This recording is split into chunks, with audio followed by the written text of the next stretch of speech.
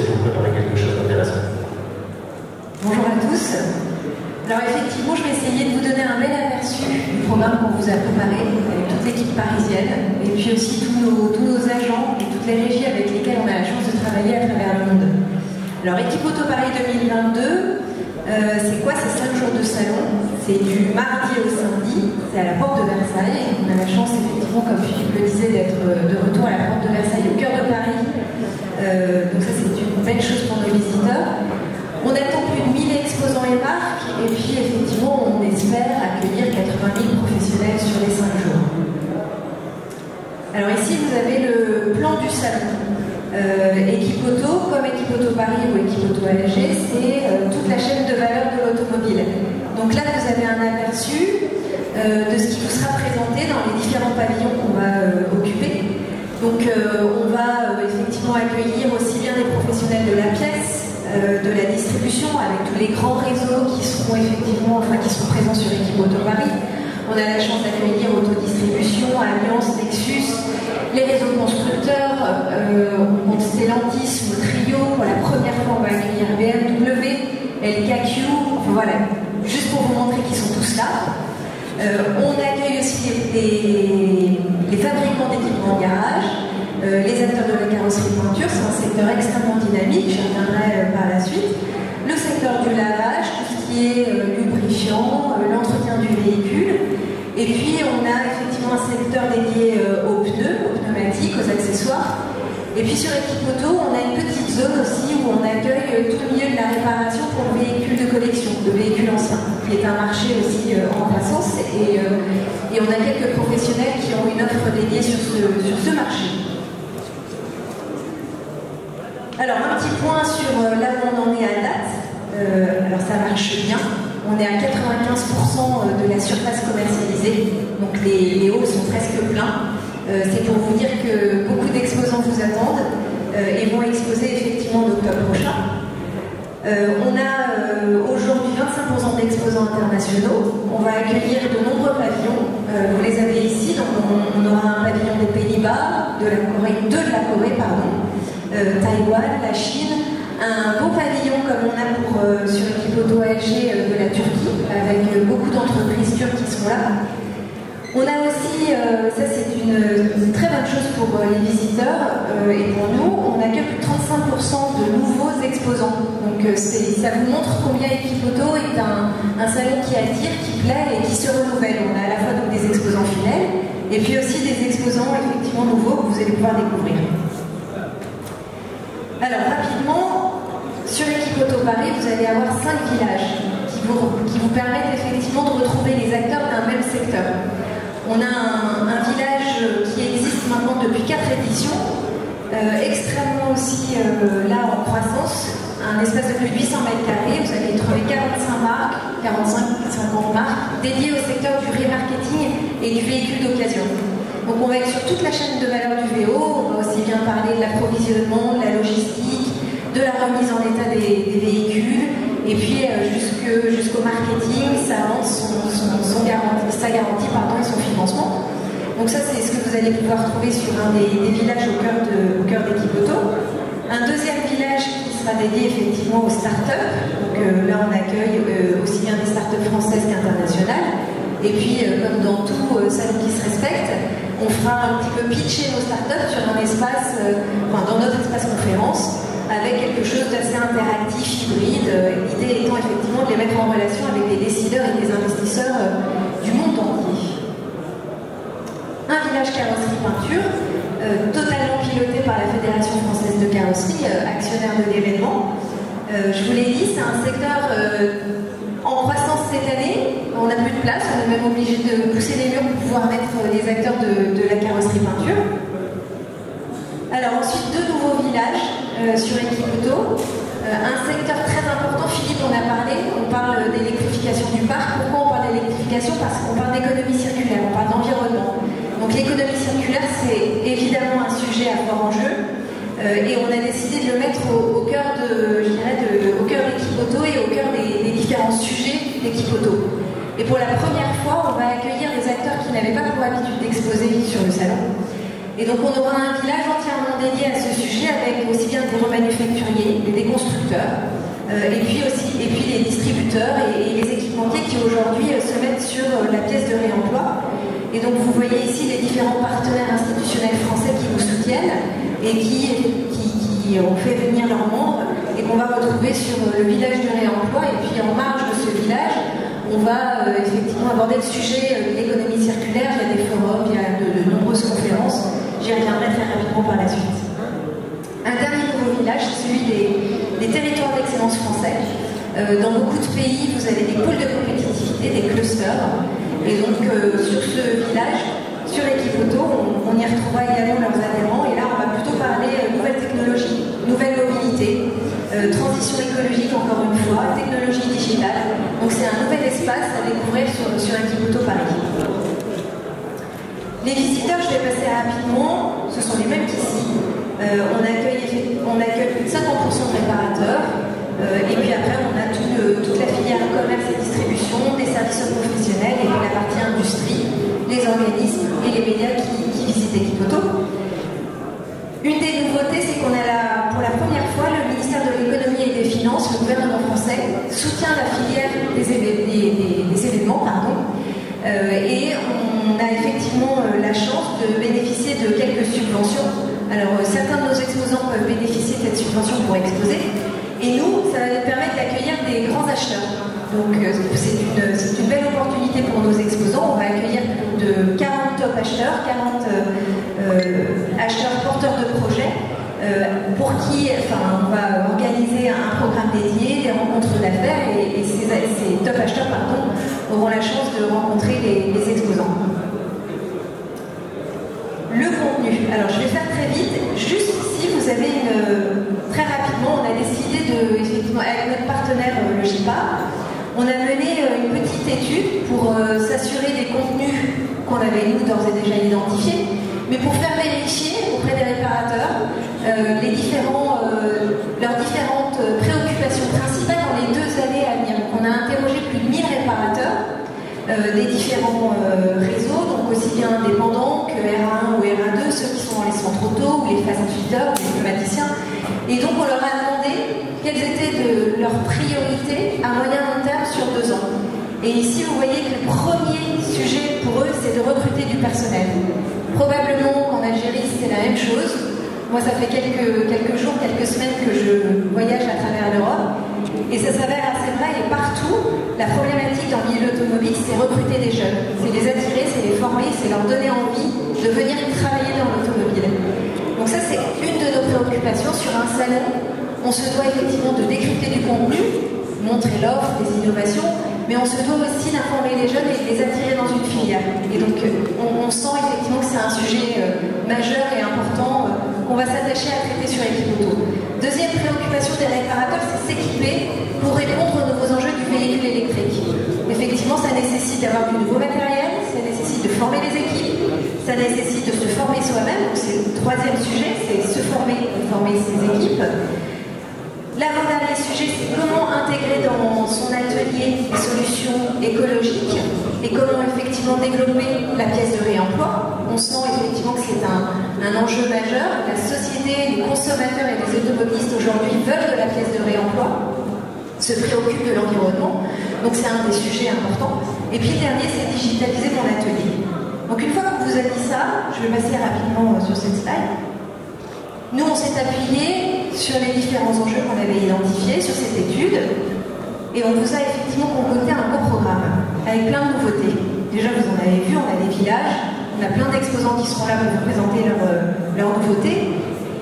Et nous, on a effectivement décidé de travailler sur 4 grandes problématiques, 4 grands sujets. Donc vous le voyez ici, il y a le sujet de l'économie circulaire, il y a le sujet des innovations technologiques, on va parler garage du futur. On va parler transition énergétique et comment ça impacte la maintenance, comment sera structurée l'après-vente, donc sur la base de ce que Philippe vous a présenté, comment la filière de la réparation va être modifiée avec l'intégration des nouvelles motorisations. Et puis le dernier sujet, je viens d'en parler, c'est important de recruter des jeunes, c'est important de les former, donc on parlera des professionnels de demain. Des parcours de visite. Sur un salon, on aime faciliter le parcours de visite de nos visiteurs. Donc on a travaillé sur six grands parcours. Il y en a un qui sera dédié donc, au sujet des pièces et des équipements de rechange pour véhicules électriques et hybrides.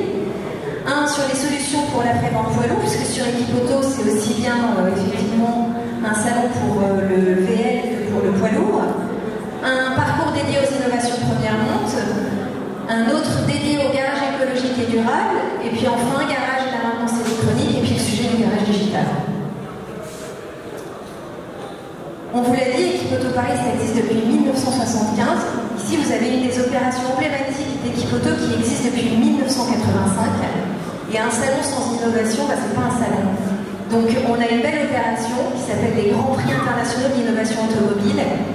C'est une opération qui est soutenue par plus de 60 journalistes français et internationaux qui votent et qui décernent des trophées d'or aux meilleures innovations technologiques présentées par les exposants. Donc c'est une belle opération et puis c'est une sorte de label pour nos exposants puisque globalement sur 150, 130 dossiers qui vont être présentés, ben, vous en avez que 7 qui vont effectivement être mis dans la lumière et qui vont bénéficier d'une visibilité amplifiée. Une nouveauté supplémentaire sur Equipoto, ce sont les grands forums européens. On vous l'a dit, on est là pour s'occuper du quotidien des réparateurs, on est là pour parler business, on est là aussi pour accompagner une filière et se projeter un peu sur ce qui se fera demain. Donc on a décidé de consacrer chaque matinée d'Equipoto à des grands forums, des tables rondes où on va accueillir des experts européens qui viendront échanger et nous donner un aperçu de leur vision du milieu de l'après-vente automobile, du milieu de l'automobile. Et encore une fois, on va parler transition écologique, innovation technologique, transition énergétique, et puis sur le sujet de la formation. Et tous les après-midi, comme on a l'habitude de le faire, là on va revenir au quotidien des réparateurs et on aura toute une série de workshops, d'ateliers, de tables rondes où on va aborder les différents sujets qui sont nombreux de la filière de l'après-vente. Alors, une grande nouveauté d'Equipoto, c'est le garage du futur. On se doit effectivement, nous, de proposer, comme je vous le disais, des nouveautés pour décrypter, pour accompagner nos visiteurs. Et donc là, on va effectivement amener les visiteurs à s'immerger et à découvrir dans un espace totalement scénographié. Donc c'est 500 mètres carrés. Alors ici, vous avez une vue 3D de ce que sera le garage du futur. Mais vous allez rentrer dans un garage et découvrir toutes les innovations technologiques qui peuvent être effectivement d'ores et déjà existantes ou qui arriveront demain, après-demain, 2024, 2025, 2026, jusqu'à... on est ambitieux, on ambitionne d'être jusque sur 2032, mais en tout cas on va présenter en 1 heure de temps, dans un espace scénographié, les innovations technologiques de l'après-vente et plus globalement de la filière automobile. Vous avez les différents sujets qui seront traités dans ce garage du futur. Encore une fois, on va parler de la problématique du garage écologique, du garage intelligent et de ses équipements connectés, du garage à l'ère du véhicule électrique, du garage et comment la maintenance électronique y est intégrée, le garage digital, et on n'oublie pas pour autant le garage effectivement à l'ère des carburants alternatifs et du rétrofit, aussi bien pour les véhicules légers que les poids lourds. Alors c'est juste pour vous donner un aperçu d'une visite. Vous allez être pris en charge, on va vous briefer, et puis après vous allez être amené à circuler dans un espace, vous allez découvrir les innovations. Equipoto classique, j'en ai parlé tout à l'heure, on a un espace où effectivement vous y retrouvez donc, les acteurs de l'entretien des véhicules anciens. Et puis on a la chance d'avoir le soutien d'un acteur Vintage Mécanique, c'est une émission télévisée assez connue. Et effectivement toute l'équipe de Vintage Mécanique va se déporter sur le salon et sera présente avec nous pendant les 7 jours. Et il y a un petit challenge assez rigolo que les visiteurs et que les exposants apprécient, c'est monter-remonter une de chevaux. Caler un garage, ça aussi c'est une belle opération, organisée par la FNA, la Fédération Nationale de l'Automobile, qui chaque année sur Equipoto donne l'occasion et le lot final, c'est l'intégralité de l'aménagement d'un garage. C'est une belle opération sur Equipoto. Je passe très rapidement, il va se passer beaucoup de choses. Vous l'avez compris, on va accueillir et on va organiser plein d'événements. Donc ici, vous avez des conférences, différents sujets qui vont être abordés et qui vont rythmer toute la semaine d'Equipoto. Une grande soirée de gala. On organise depuis 2017 une soirée au cours de laquelle on accueille près de 350 invités. C'est l'occasion de remettre les trophées d'or des Grands Prix. C'est aussi l'occasion de se retrouver avec les différents professionnels, les journalistes, les exposants, les politiques. Donc c'est une grande soirée. Et puis cette année, on aura la chance d'avoir un keynote d'exception dont on ne dévoilera le nom que plus tard. Alors Philippe a parlé du digital. Nous aussi, on se doit d'intégrer le digital dans nos supports, dans la façon dont on accompagne à la fois les exposants et les visiteurs. Donc on a investi cette année sur tout un nouveau dispositif, une nouvelle plateforme. Notre objectif, c'est de créer du lien toute l'année, tout le temps, et d'animer notre communauté et de mettre en relation les exposants et les visiteurs avec non pas un site web, mais pas qu'un site web. C'est une plateforme avec tout un dispositif de fonctionnalités qui vont effectivement permettre aux visiteurs et à l'exposant de se parler, de se rencontrer, d'organiser des webinars. Donc l'idée c'est vraiment d'amener du digital au service de la préparation de son salon. Des contenus digitaux, on produit beaucoup de vidéos et elles vont être à découvrir pendant les prochaines semaines et prochains mois avant l'ouverture du salon. Et pour finir, avant de redonner la main à Philippe, ici c'est les différentes villes, les différents pays qu'on parcourt depuis quelques semaines et qui nous reste à faire pour promouvoir Equipoto. Je redonne la main à Philippe pour votre conclusion et puis pour vous donner un aperçu aussi de la façon dont on développe Equipoto à l'étranger. Merci Aurélie. Aujourd'hui, évidemment, lorsqu'on parle d'Equipoto, on parle pas uniquement de Paris.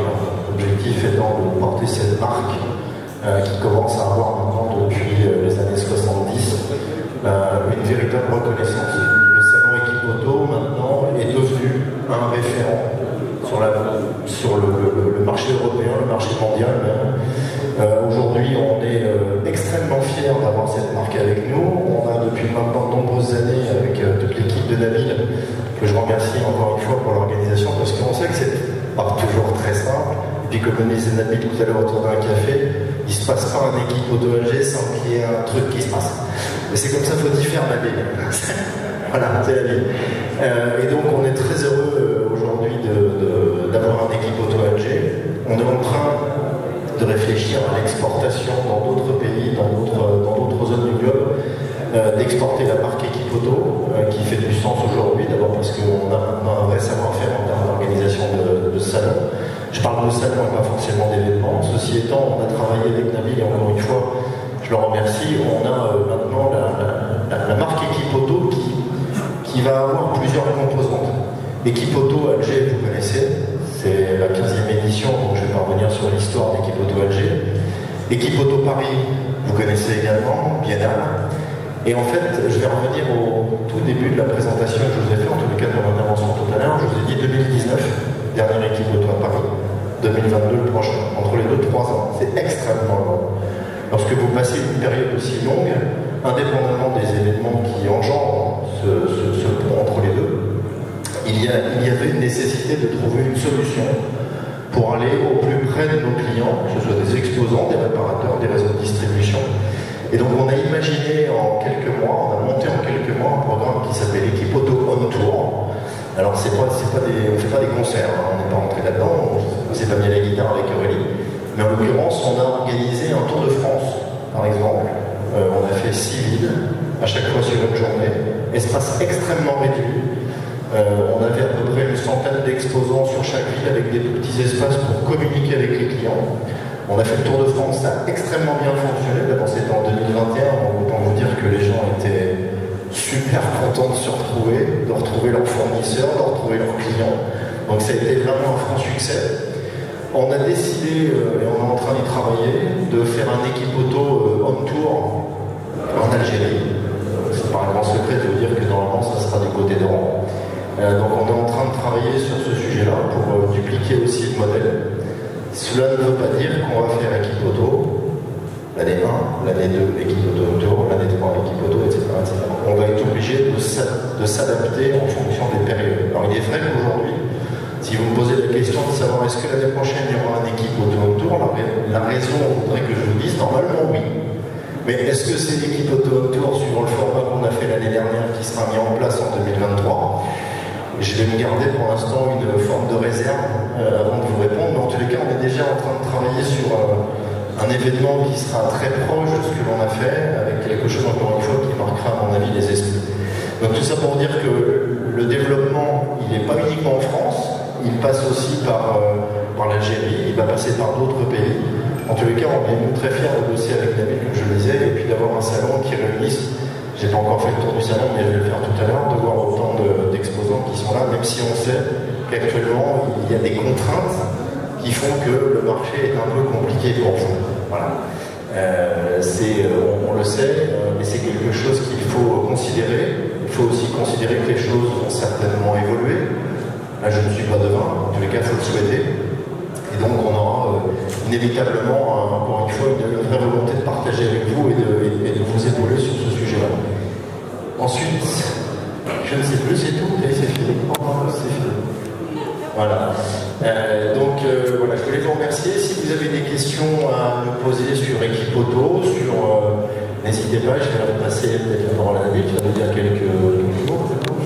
Oui, je vous remercie, Philippe et Aurélie, je vous remercie de vous être déplacés aujourd'hui pour faire cette présentation et surtout de vous accompagner justement, au moins pour le premier jour et le deuxième jour de ce magnifique événement. Il est magnifique, même si on va parler, franchement, aujourd'hui c'est peut-être un peu calme, malheureusement c'est pas de notre faute, mais habituellement le premier jour c'est calme, mais je pense que demain on fera de bonne journée. Comme j'avais dit tout à l'heure, j'avais remercié tout le monde, je ne vais pas le refaire, mais je pense qu'il est très important d'aborder et de continuer avec notre ami Hervé et Julien justement